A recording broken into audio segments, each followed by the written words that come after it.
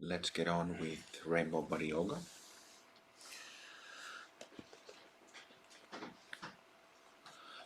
Do you have your sticks, your hammers?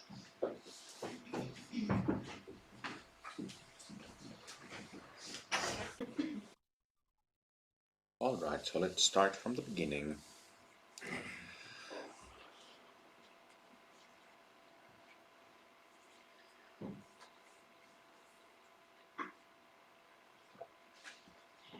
Yesterday I was expressing the basic state, perhaps from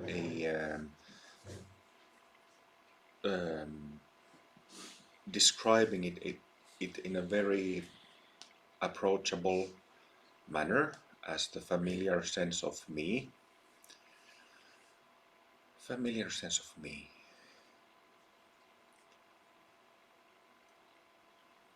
Find your familiar sense of me, the way how you always felt, how you always been. Not what you have thought, not what has happened to you, none of that, but how you're felt.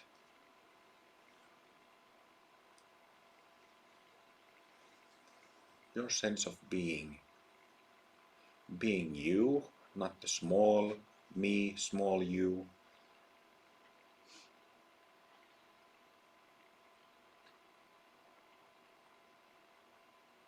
but the natural me.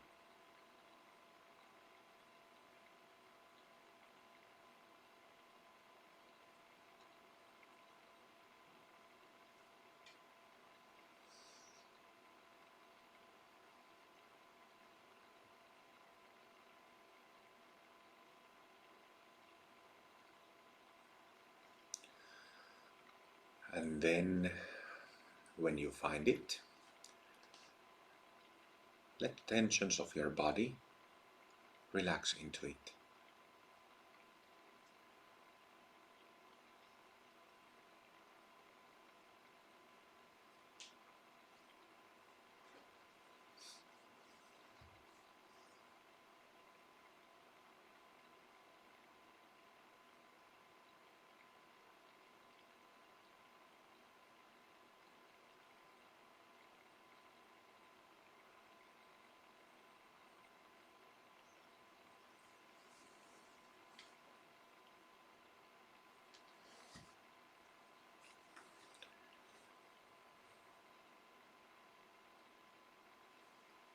Feel your body as a part of this familiar sense of me, part or a continuum of it.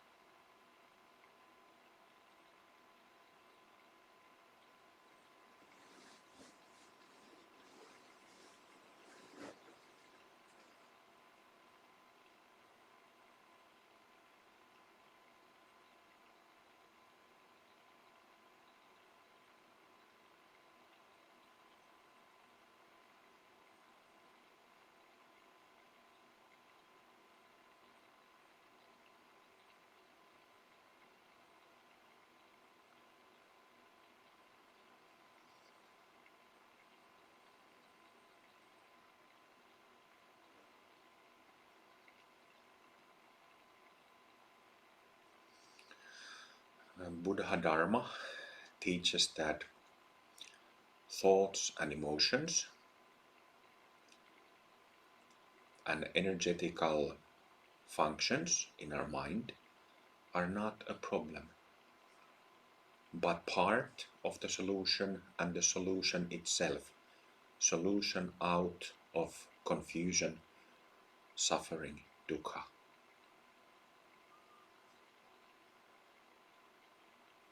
So see if you can see what's the relation of your thoughts, emotions, all that normal functioning of the mind.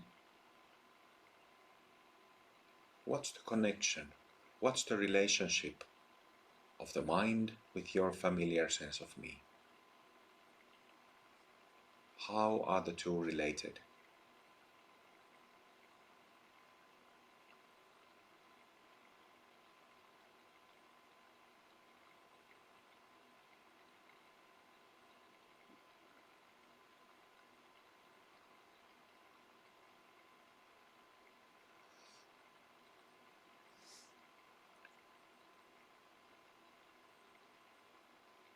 If you already can see that they are the same, then you are at an advanced stage of purification practice. At that point, you have likely perfected 5, 6, 7 bhumis. Perfected. On the other hand, if you feel like the two are thoughts and the familiar sense of me are two different things, then you have still farther to go in terms of purification, in other words, in terms of seeing that they are the same.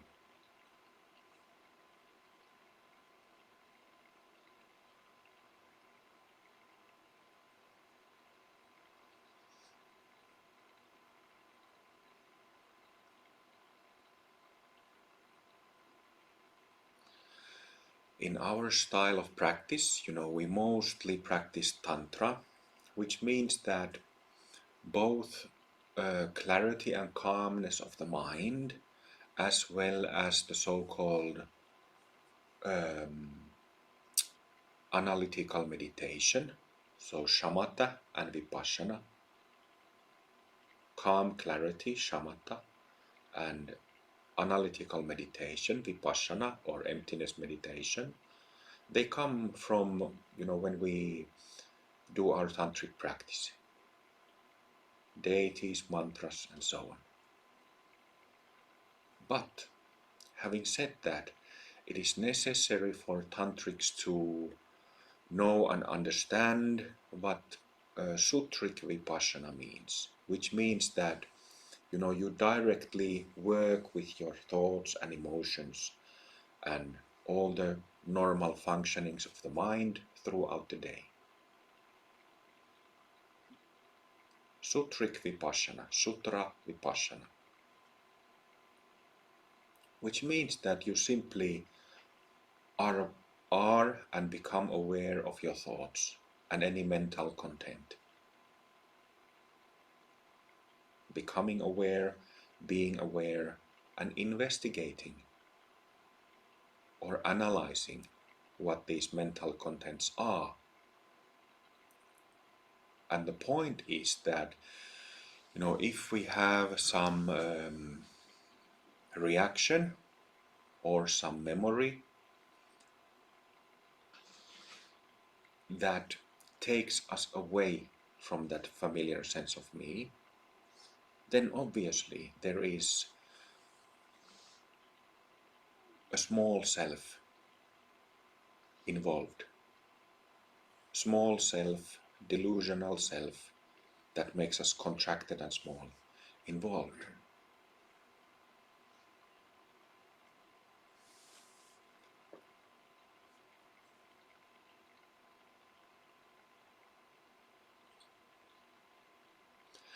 So the way how you get to that stage where you see that this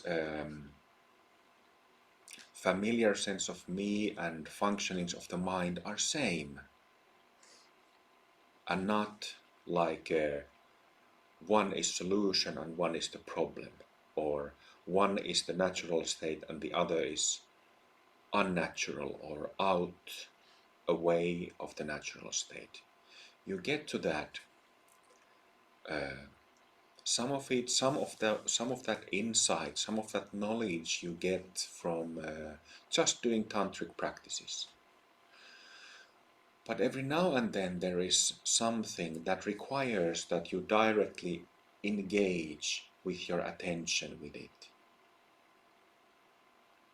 That you look and become aware, you study, you chew, you taste, you feel, You observe the texture, size, feel of that mental or emotional reaction or memory with your attention.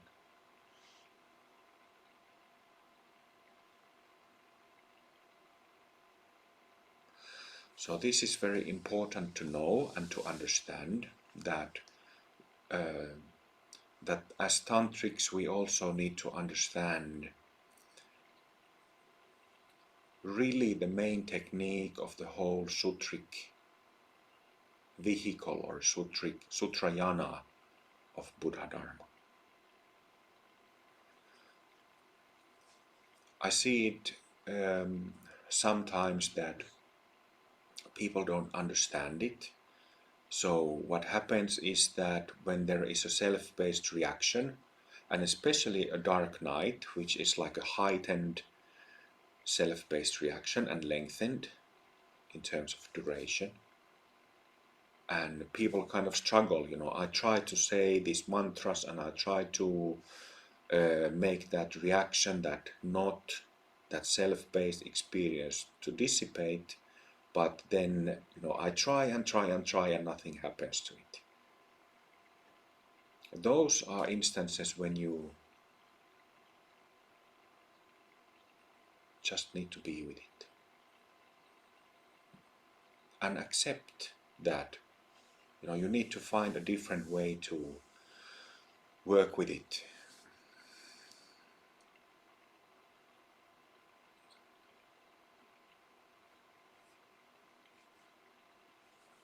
And the classical style of Sutra Vipassana is that, like I mentioned, that all of our, if we think of our reactions, emotional reactions to whatever content, it happens in the same way.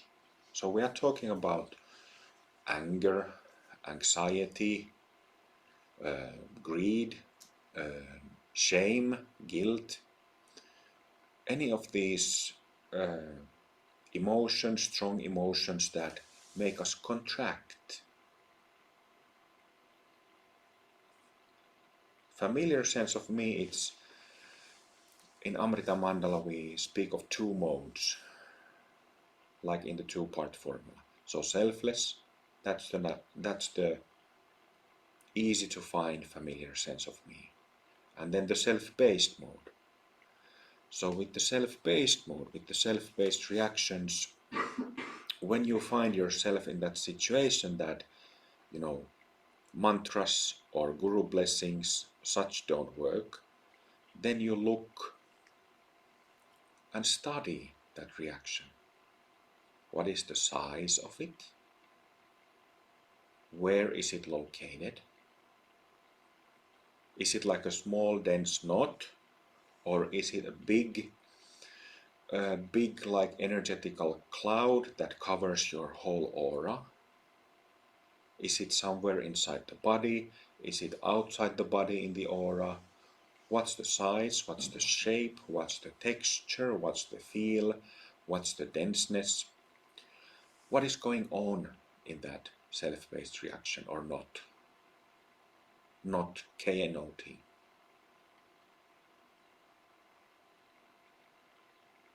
This is Sutra Vipassana.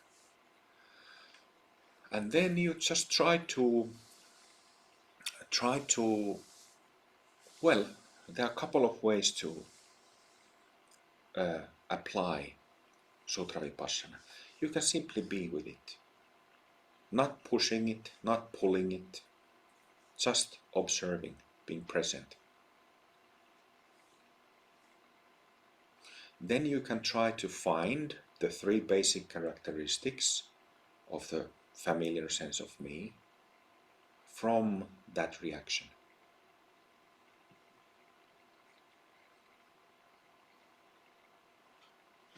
In other words, you can try to detect clarity, softness and groundedness from that reaction. from the edges of that energy, from the insides of the energy, from the center of the energy, or not. Okay?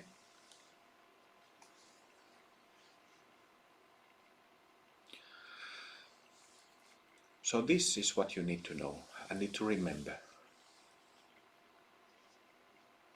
So yesterday I was giving the analogy of somebody making music with 2 or 3 notes, just using 2 or 3 fingers.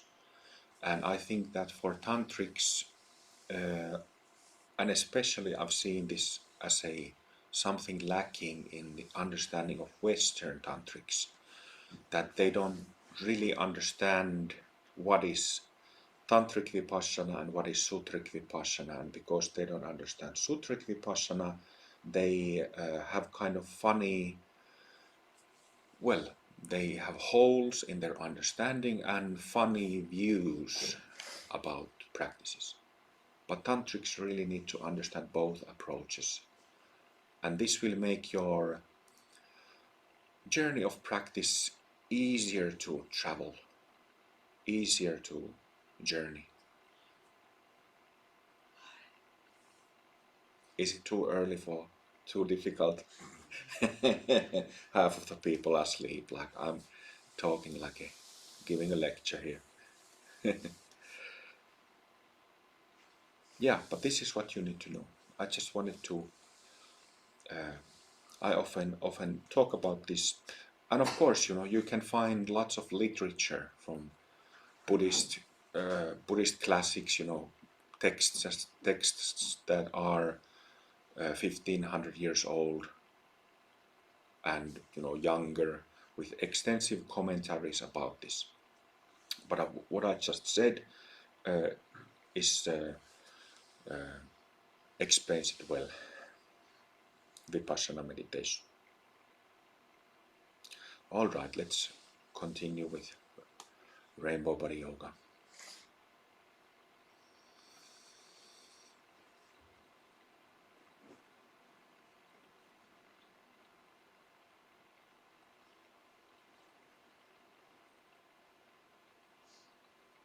Feel all living sentient beings with you, around you. When I say all sentient beings,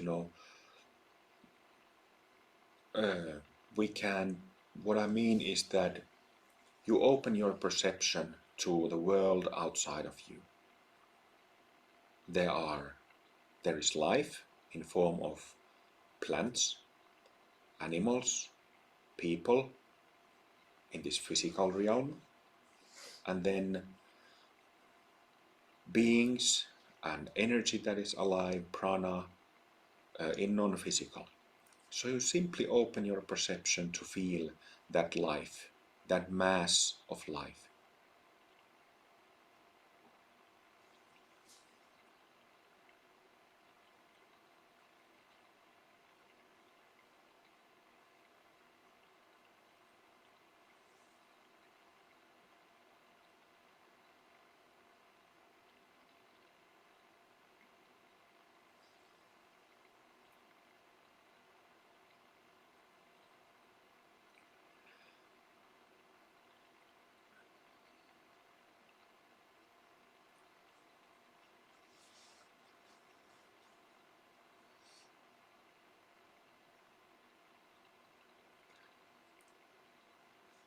One descriptive way to feel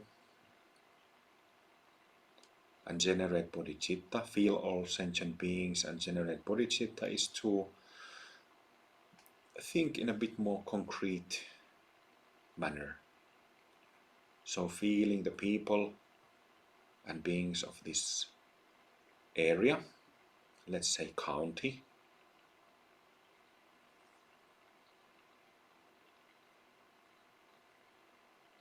expanding it, feeling the people and beings of this country,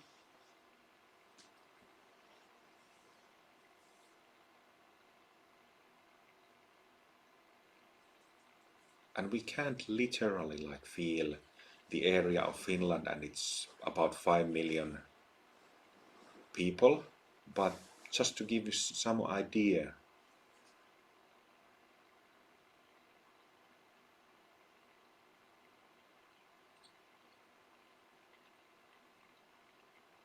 feeling people and beings of surrounding countries,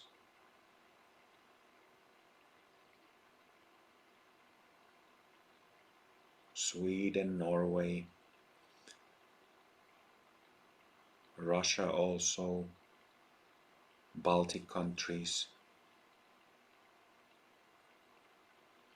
So I'm just mentioning these areas for you to start to perceive more, because it when I 1 minute ago, 2 minutes ago, when we started feeling outside of ourselves, I felt like many of you got stuck with the garden of this mansion. So I came up with some way to just go farther, go beyond your, go farther. And as you can feel, the energy is already different.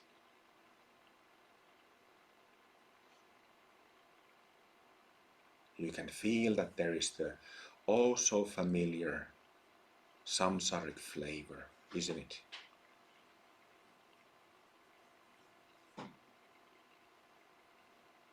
Feel that samsaric flavor.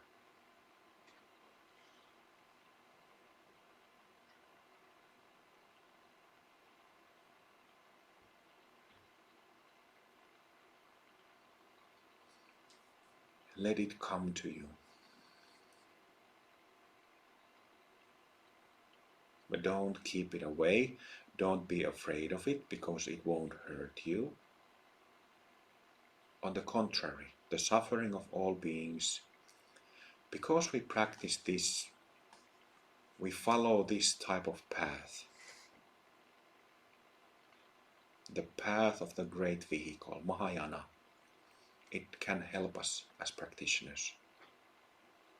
It can make us who are samsaric beings and sentient beings to become bodhisattvas and to become Buddhas in that order.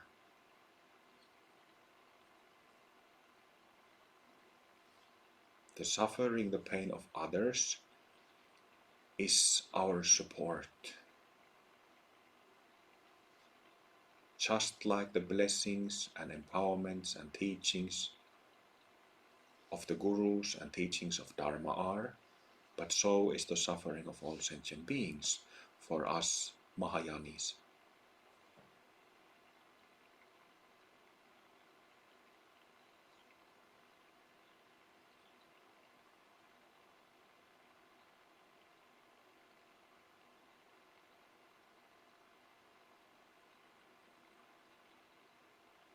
So you feel it in your whole body.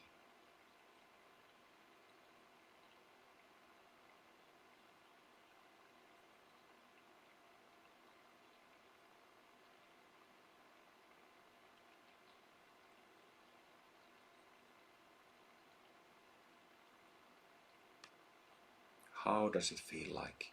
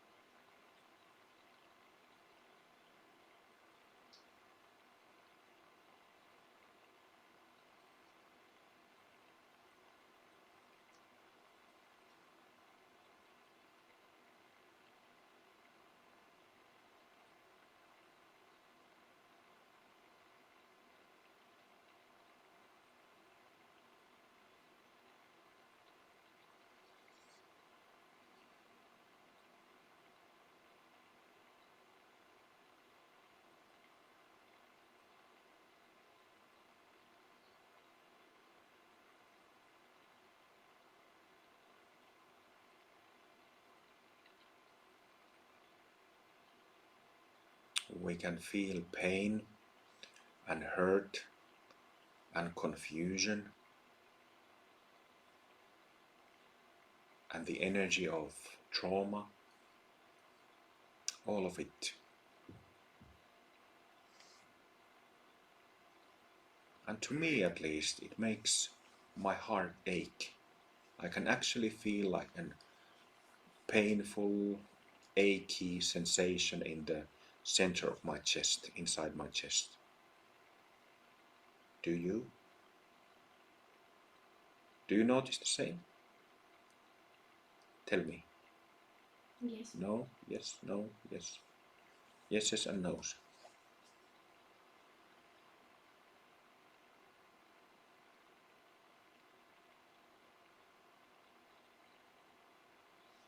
So what we are doing here is that we are simply tuning in to people around us, life around us, tuning in, finding that energy of sentient beings, and then sensing what it's like. And of course, it is exactly like people are confused. There is contraction there, and there is pain and hurt there. You know, when we meet people in a grocery store or in a cafe or on the street, say hi to somebody who we know, it is not apparent necessarily that this pain and ache and hurt is there. But here we are going beyond that surface, going under that surface.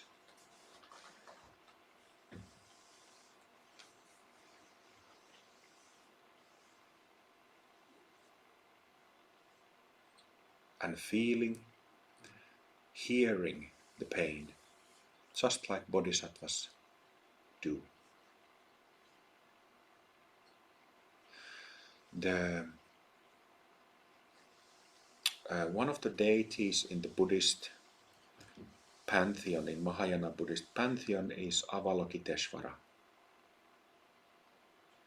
And the name of Avalokiteshvara, it means Ishvara, Lord, who hears the painful cries of those who are below her or him. Hearing the cries of those who are in samsara.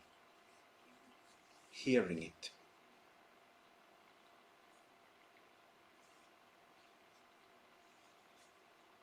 It's not a Lord or Ishvara who is disregarding the cries of those in samsara, but hearing, listening, being in tune with it.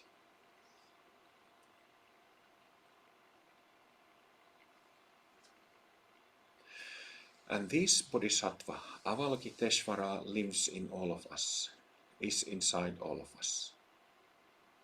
It is already inside everybody.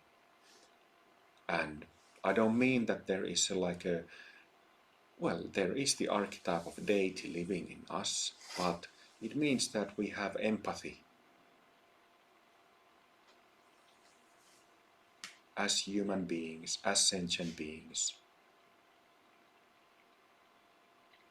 And we have the capability to be compassionate. We have the capability to hear those pains, those cries, and not just disregard them,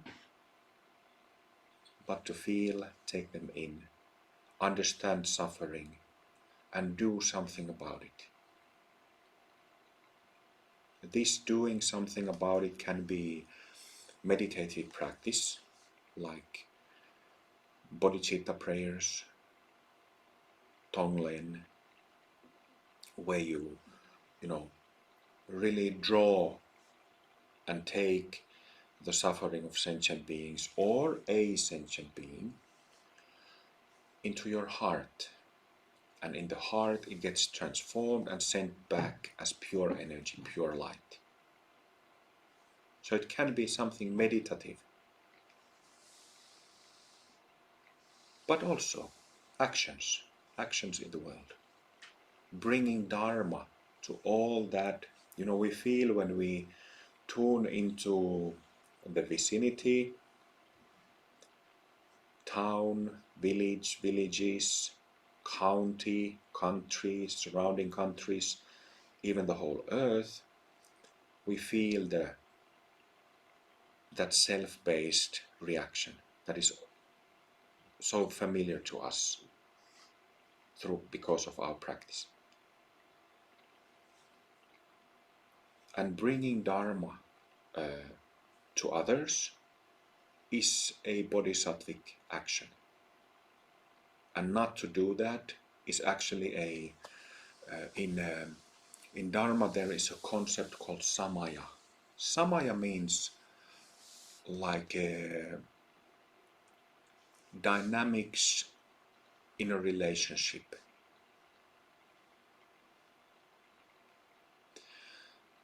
The thing is that we as practitioners instantly, when we hear and learn about the Dharma, it already makes us responsible.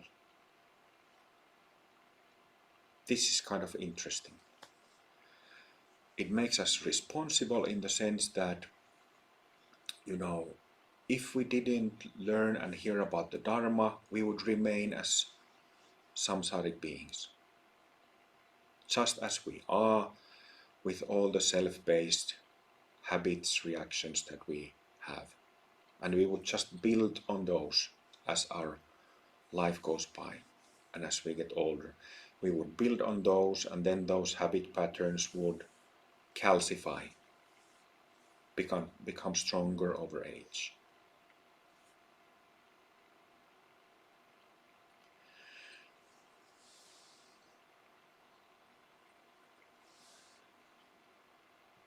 So this is something that everybody can and should contemplate. The responsibility, the natural responsibility to others who suffer, to our friends, brothers and sisters in this existence. And we should contemplate what is the samaya, what is the relationship, what is the dynamic between yourself and the people or the culture that is around you.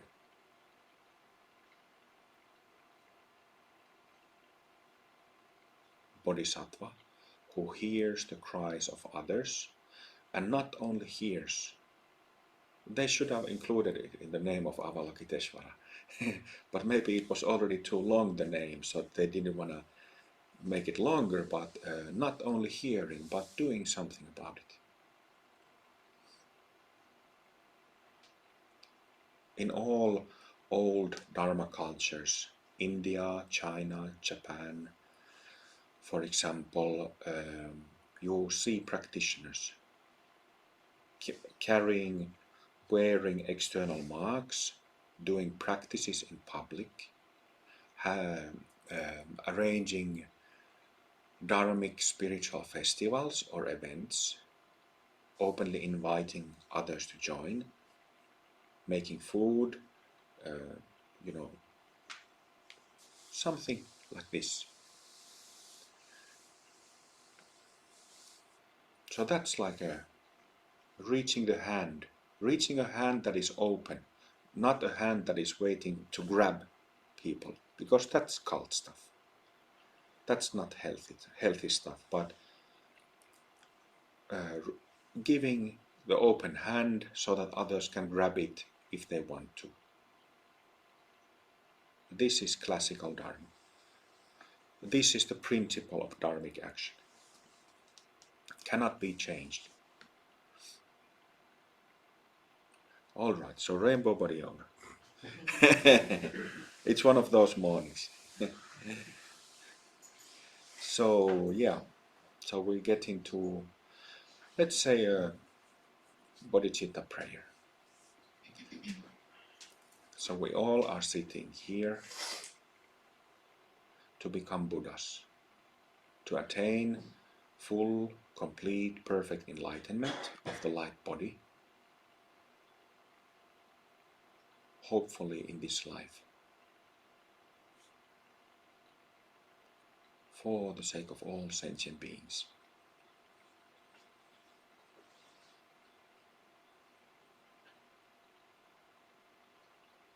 May my practice support all sentient beings who are confused, in pain, who hurt.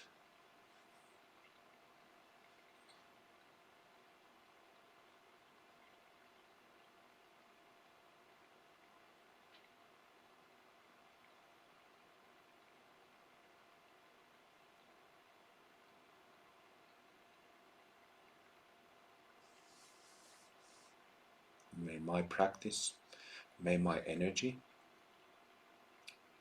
may my blessings, may our blessings help all sentient beings. Just like the blessings of masters do.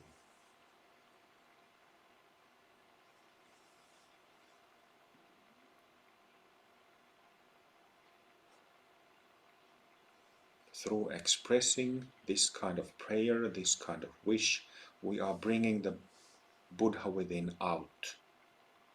Not forcing it out, but it comes out with a force.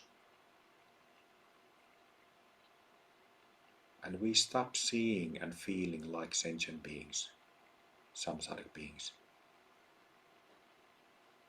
This kind of prayer, it breaks our shell,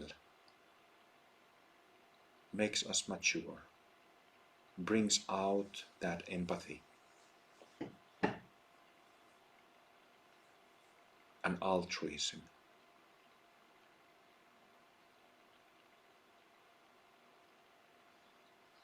This is the foundation of everything we do in this lineage.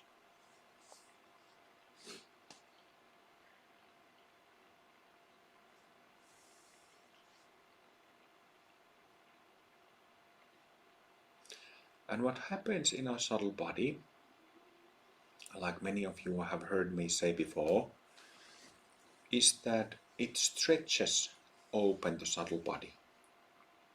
Just like in asanas we stretch the physical muscles and exercise the physical body, here the subtle body opens up. The nadis are kind of combed open.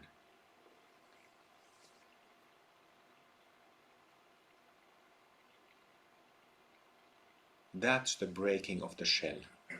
Not that there is constricted, contracted energies locked in the aura, but it opens up.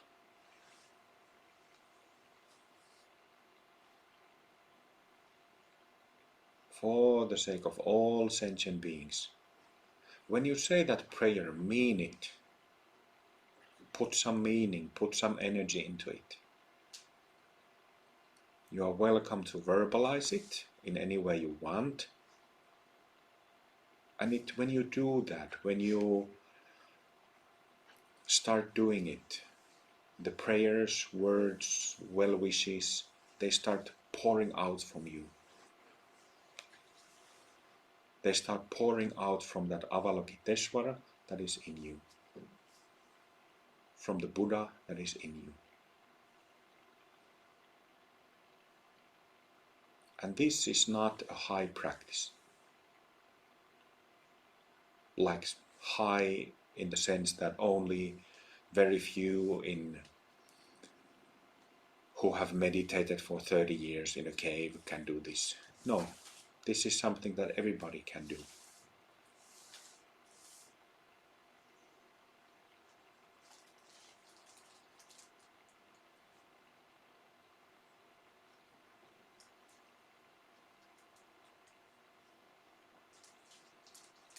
For the sake of all sentient beings.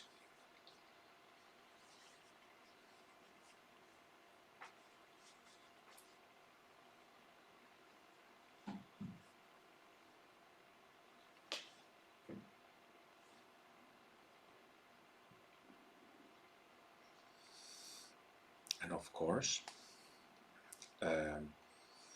in our practices of Buddhist Tantra in Amrita Mandala, the founding master is Guru Rinpoche, but also Yeshe Tsongyal, who is and was Guru Rinpoche's tantric companion as well as companion in life, spouses to each other. So dear Guru Rinpoche, if you like, you can visualize Guru Rinpoche in front of you. You can visualize that, Guru Rinpoche is floating towards you from space, and Yeshe Tsogyal is coming to you, floating in front of you in life size or in smaller size.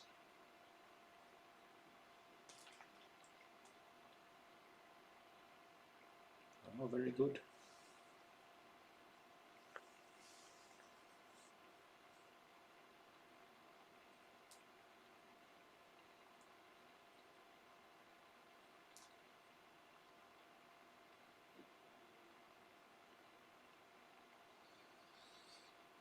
And you present yourself to them. Don't hide your mistakes or flaws you might have, flaws that you perceive as your flaws. Don't hide any of that. Present yourself openly.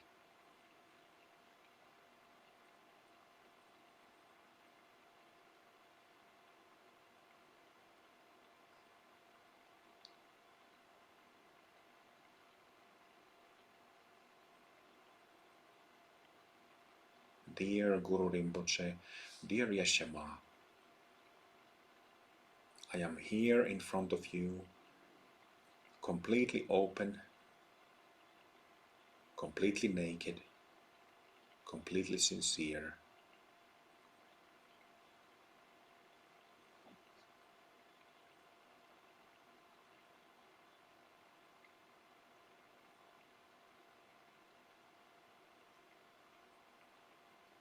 And I'm turning to you for support and blessings. So please bless me. Please help me out.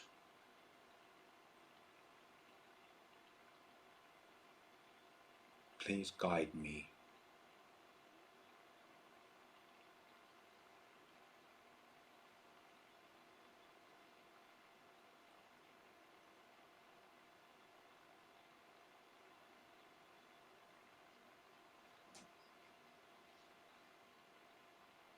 If you want, if you feel ready, you can invite them to take a seat in your heart.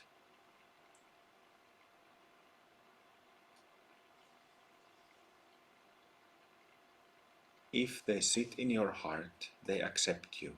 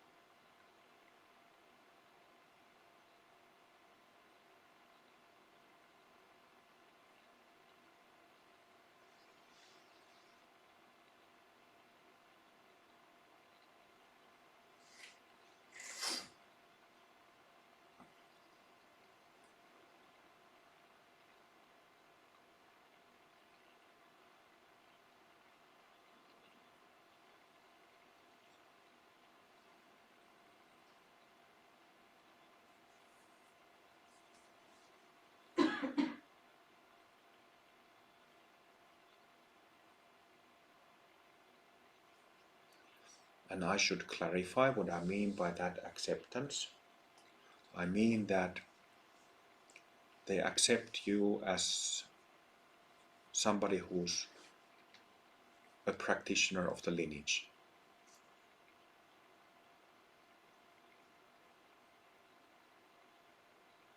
This always precedes by preparation. You preparing to become a student of the lineage.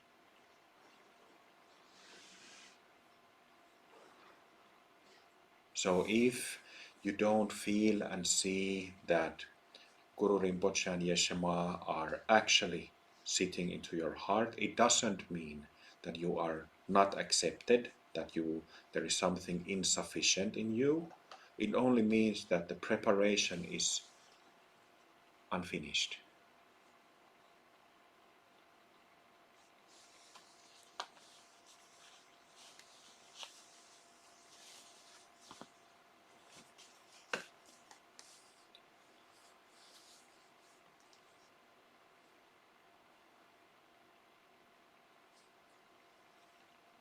Kalle, is the heater on?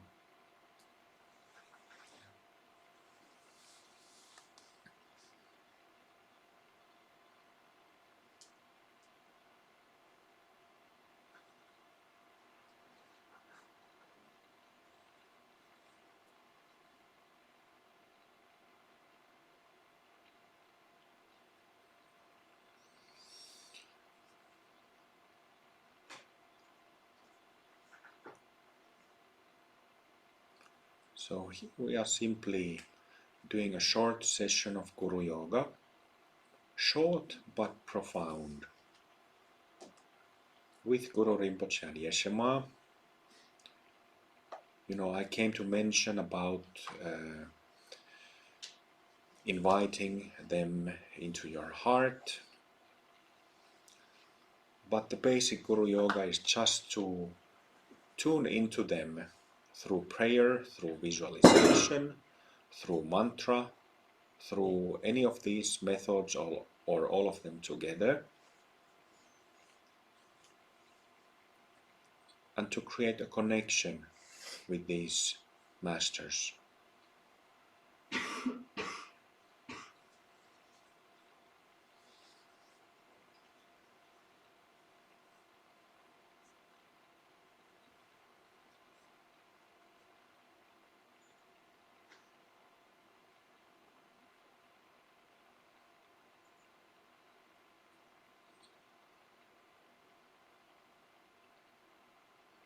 What happens to our familiar sense of me through this association with the gurus?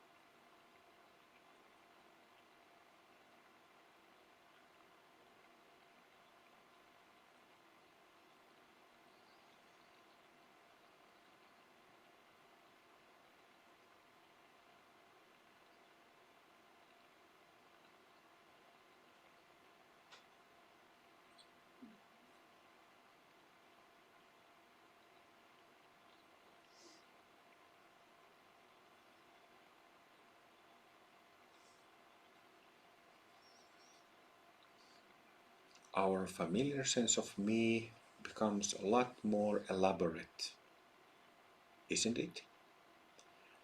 Back in the day, I'm sure some of you remember and have seen it with your own eyes, we used to have black and white televisions. And then, there was like a simple version of a color TV that came a little later. And then, the colors kept increasing as the TVs developed to the HD televisions that we have now that have a vast array of different colors, and so the picture looks very natural, right? So similarly, I was giving the example of playing music with 2 or 3 notes, and the other end there is this really elaborate, virtuosic, artistic play of music. Isn't it the same here? We can recognize the familiar sense of me anytime, but it's kind of like simple music. But when we generate bodhicitta properly, carefully, when we tune in with gurus properly, carefully, it's that artistic expression, energetic expression becomes a lot more elaborate. Just like TVs developing from black and white to little color, more color, more color, more color. This happens because our own familiar sense of me starts turning into fully enlightened Buddha.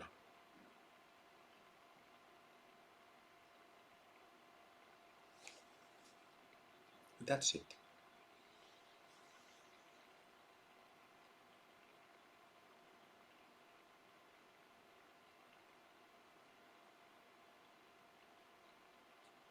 So we're talking about, when we talk about Mahasiddhas and Buddhas, we talk about purified subtle nervous system, purified energy system, and the qualities that come with it. The energetical qualities,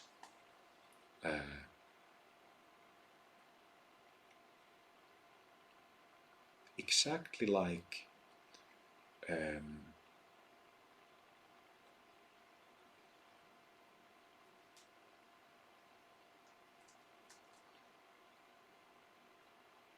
exactly like the example of the televisions. In rainbow, there is the four basic colors, but in between the colors there is endless array of different tones and hues. That's exactly the difference here. And that's the gift of Tantra, of the whole Tantric method.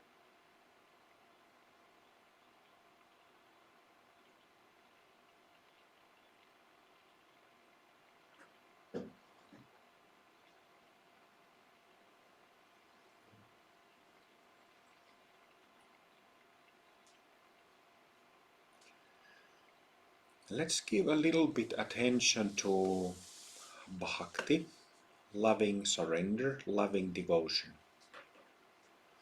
So let's think about love.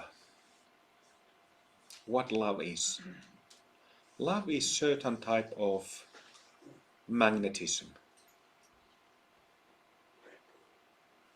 So I'm sure each one of us has experienced love, loving affection in our lives towards another person, towards a pet, animal pet, towards companion, towards parent, towards child, this pure love.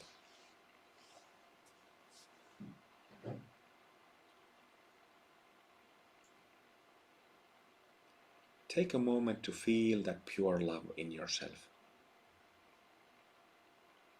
Pure love that is just like pure light, that has this particular magnetism or energetic feel of making it love. That makes it love. It is not only just like bright light, but it has the quality, the feel of love. Feel it in you.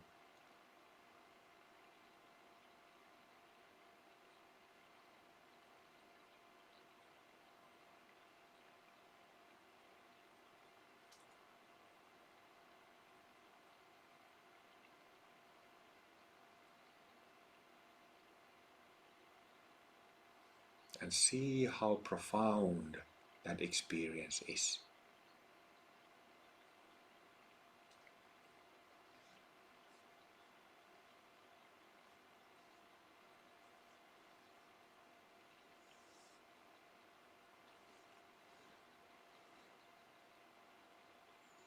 Love is heart related, and when we invoke it, when we bring it out like this, you can first feel it in the chest, in the heart, but feel it in your whole body, with your whole body.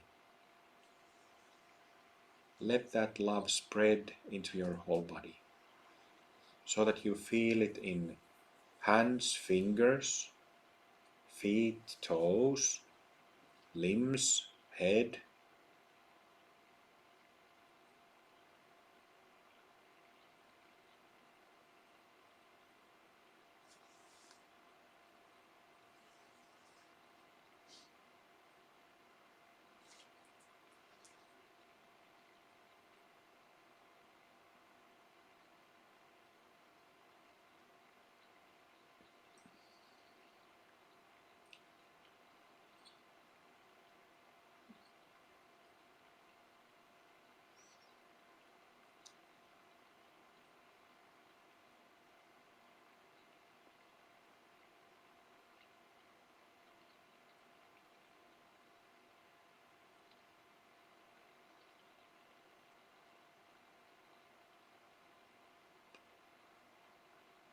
Then let's go back with this love for a moment to our gurus, Guru Rinpoche and Yeshe Tsogyal.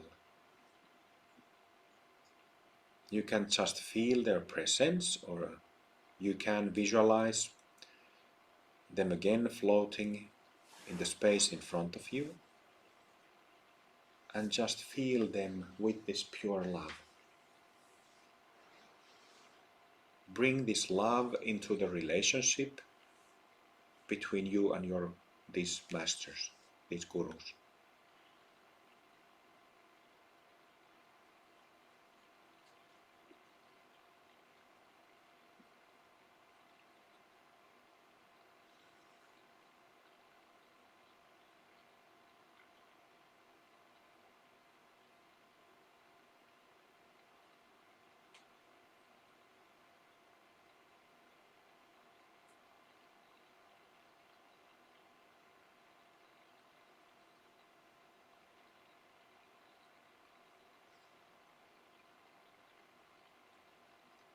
It's very different, isn't it?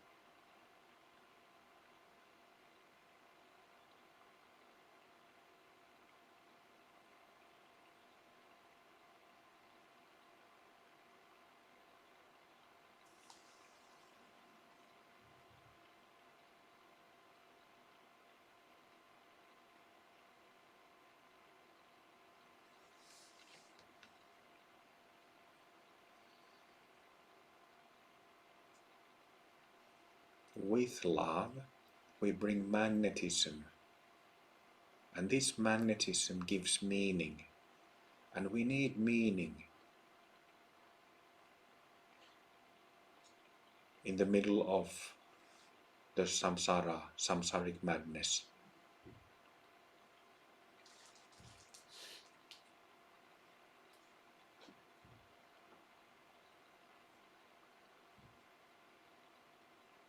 This little knowledge is loving surrender, loving devotion, bhakti. It's called Shraddha in Buddhism. Bhakti yoga is a Hindu term, but it's known as Shraddha in Buddhist tradition.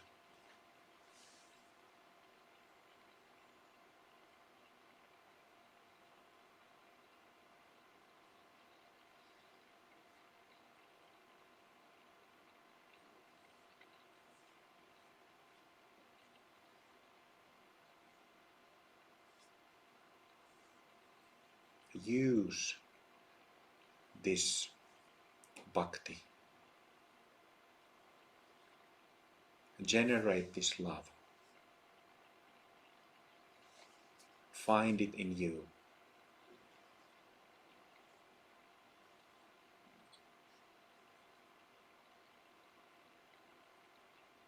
As you know, Love heals.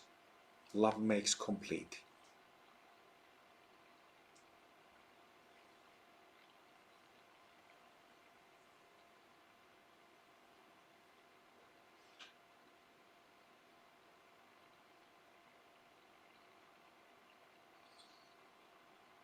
It heals our own hurts, pains,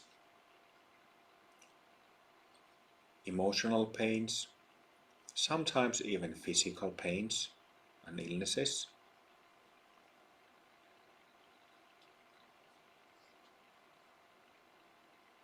It can heal traumas, heals our psyche, definitely loosens our, you know, uh, in our karmic bank, we have self-based habits, some that are very loose and light, and some are very rigid and hard. So when we generate love, meditate love, recognize the love of our basic state, it loosens those hard, rigid, tense habit patterns, makes them loose. Sort of like our teeth are very tightly connected to our jaw. But my son was just showing how his milk teeth are loose, exactly like that.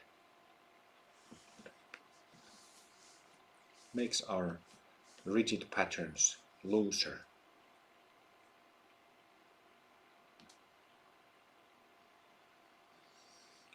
Soak in it. Soak your whole system.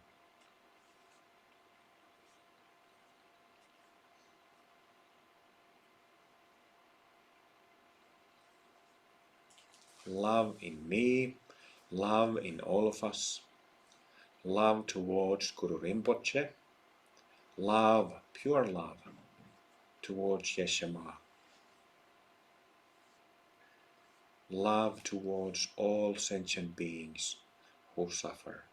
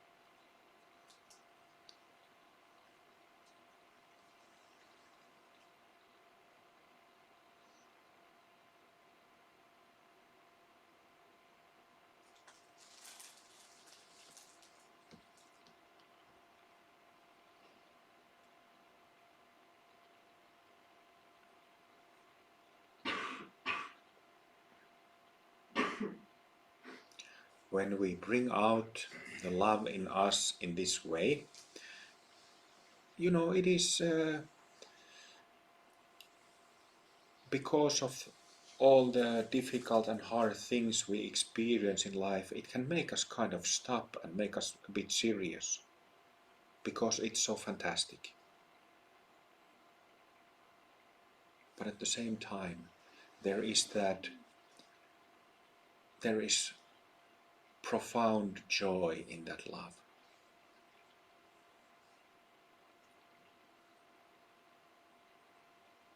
Feel the joy in that love with your whole being.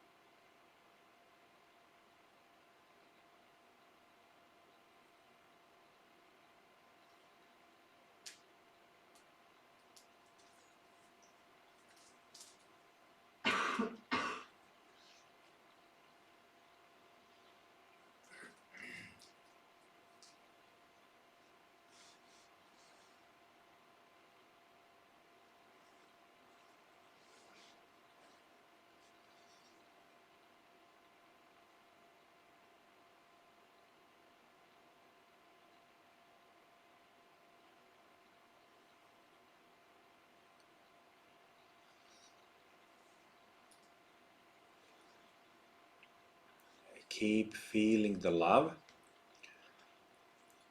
And in your mind, think about Guru Rinpoche's and Yeshe Chogyal's mantras loaded with this love. Namo Guru Rinpoche, Namo Yeshe Chogyal Ye.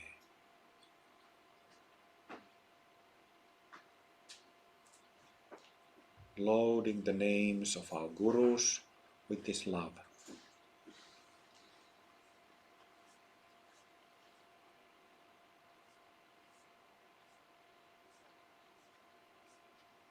Charging the names.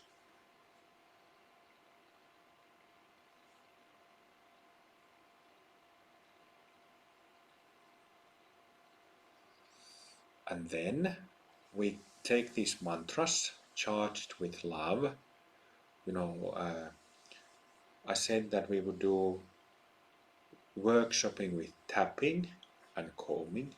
So we will tap the whole body and we will take about 10 minutes to tapping. And we will tap the body. And look at me for a little bit. So I'm not slapping like this, not hard. Gently. Namo Guru Rinpoche, Namo Yeshe Tsogyalye, Namo Guru Rinpoche, Namo Yeshe Tsogyalye. Just with the fingertips. The reason for this is that the light touch goes deeper than the slapping. Okay? So you can take any tempo, any speed. Just use the mantras with love. Tapping the whole body, then using your hammer, your stick to reach the back.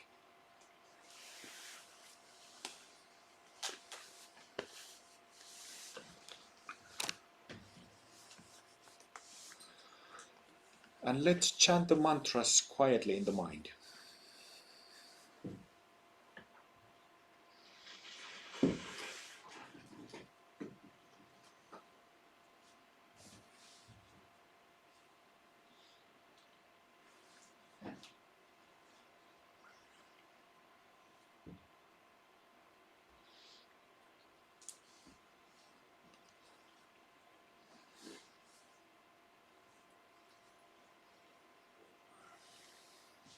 Take your time, really covering the whole body.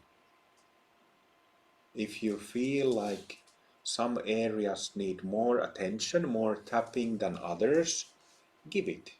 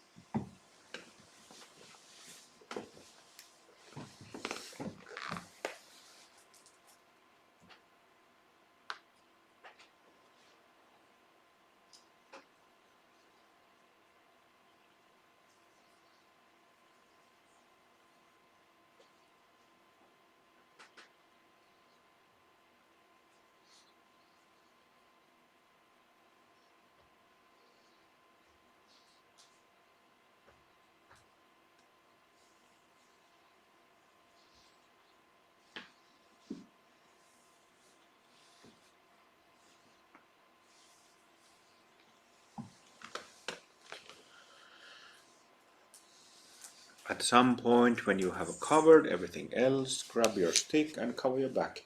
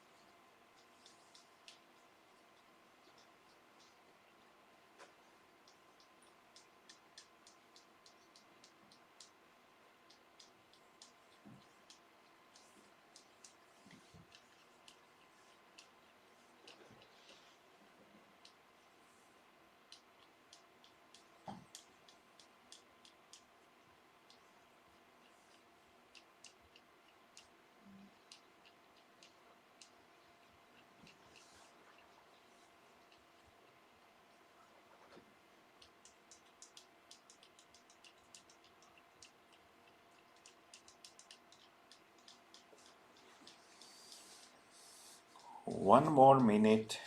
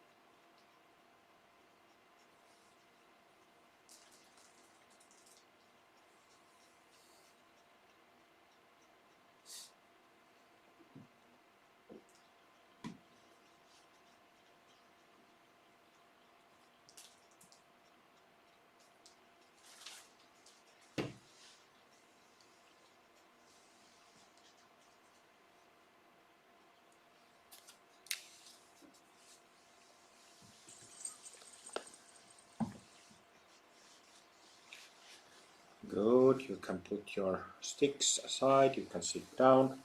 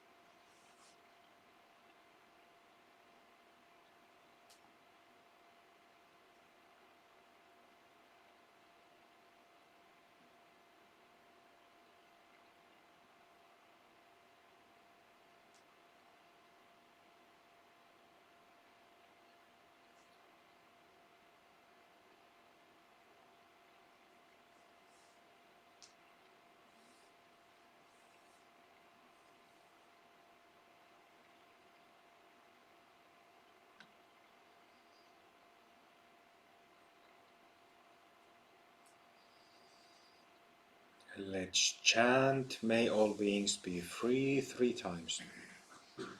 Inhale. May all beings be free. May all beings be free. May all beings be free.